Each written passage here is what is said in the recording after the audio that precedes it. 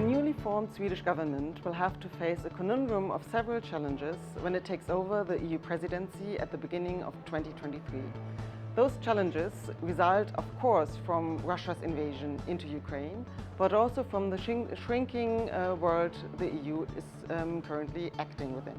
So we see the following list of issues that the EU and the EU presidency will have to address during the first half of 2023. The overarching priority should be to ensure competitiveness of the EU's economy and dealing with the asymmetric impact of energy and commodity price hikes. Emergency intervention, however, should not be the only focus, but the Swedish government should also make sure to push forward the EU's reform agenda and starting with economic governance and fiscal rules.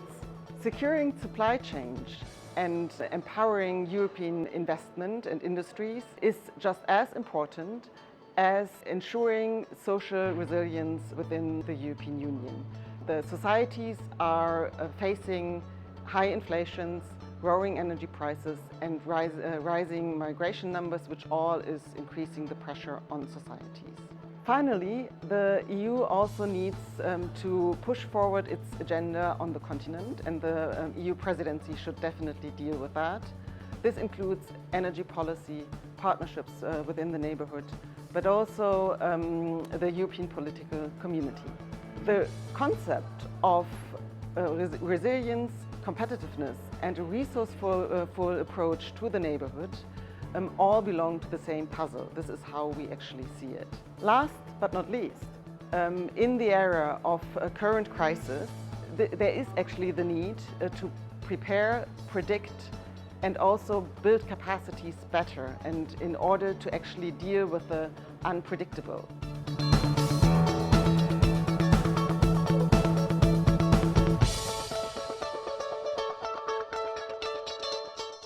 Given the fact that the Swedish presidency will start with the new government in Sweden, we have to emphasize that the Swedish government shouldn't forget about the green transition, the climate change and the energy security in their priorities.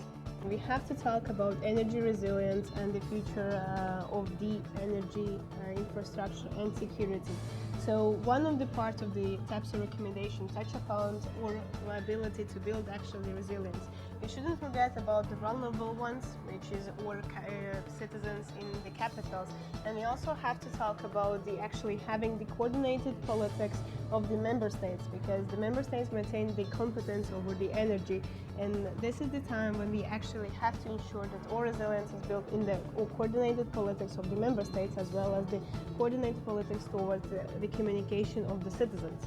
We have to talk and be prepared for the next winter. Already at this moment we know that the gas storage capacity is fulfilled, but we have to think about the next winter, what comes afterwards, as well as we have to think globally, not only about EU energy security, EU energy capacity, but also about the European continent in general, because Europe is resilient also in the broader spheres than just the energy crisis, what we are facing currently right now at this moment. One part of the importance when we talk about the energy infrastructure and as well as the energy security is our resilience in a broader sphere.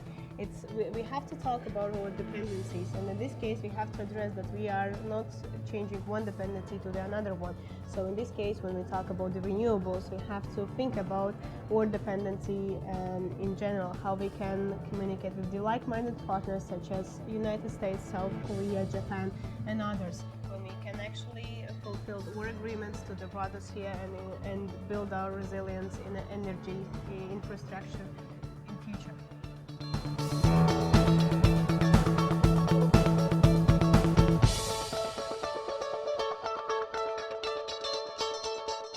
Russia's war against Ukraine has underscored the dependence of European security and defense on the United States. We have seen NATO returning to its core task of defense and deterrence vis-à-vis Russia. However, at the same time, the EU has also taken on new commitments to strengthen its military and civilian capabilities for various crisis management tasks. So we are at an important moment where a lot of work needs to be done to strengthen European capabilities. And the Swedish Presidency will have an important task to further improve the defense planning processes of the EU so that they are better connected to the national processes of member states and also NATO capability planning.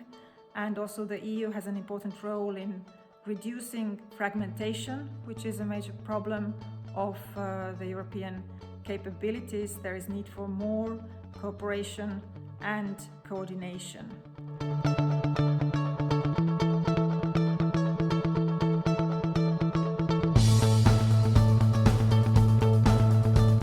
There are three key things that the upcoming Swedish Presidency of the Council could work on in the coming months. First, continue with crisis management, particularly with regards to the need to manage Ukraine's post-war recovery, the humanitarian implications of the war, and the sustainability of the long-term inclusion of Ukrainian refugees in the EU. Second, it's important to achieve commitment to responsibility sharing between EU member states and to uphold the fundamental rights of all migrants as per international law, without engaging in a race to the bottom where states can simply buy their way out of their international obligations. And third, the upcoming presidency could work on building a consensus within the Council on strategic thinking on the bigger picture of human mobility, and start a debate within the Council that could also shape the agenda of the new European Commission.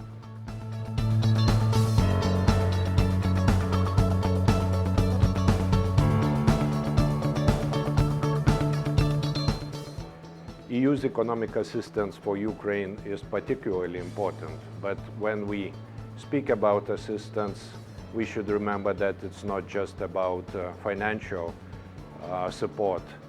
It's also about removing barriers to trade between Ukraine and the European Union and its integration into the EU single market. The decision of the EU taken in spring to suspend trade barriers between the EU and Ukraine was very important, and Swedish Presidency should work on extending it and perhaps making it permanent to maintain it until Ukraine joins the European Union. It is also important to assist Ukrainian companies and institutions to adapt to the EU's single market standards, especially in the field of agriculture, which is important economically for Ukraine, to assist its companies to comply with veterinary and phytosanitary standards which are in force in the European Union, so they can export their products to the EU single market.